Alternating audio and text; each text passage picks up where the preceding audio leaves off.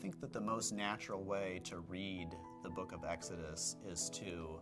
interpret it against the background of the time period and the events which it describes, and as having been written for the people who emerged from that situation by Moses, the God's spokesman and leader in that situation. It has become very popular, very common in our day not to interpret the book of Exodus against that historical situation and against that time period, but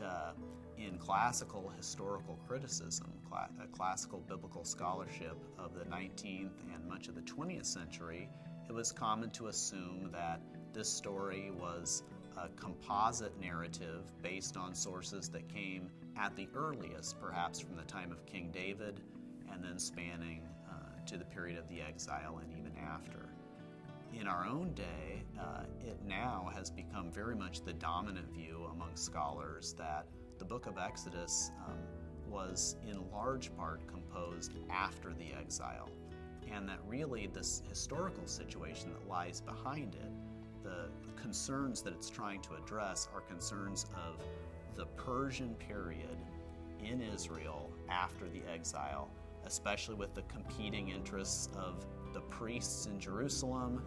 and the landholders and common people outside of Jerusalem. So I think it does matter what our assumptions are about its background. And if there is a God,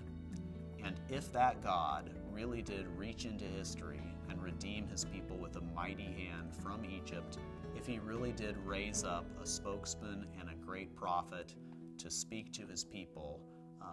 it makes sense to me that the great spokesman of his people at that time would have recorded that, and that's what we have in the Exodus narrative.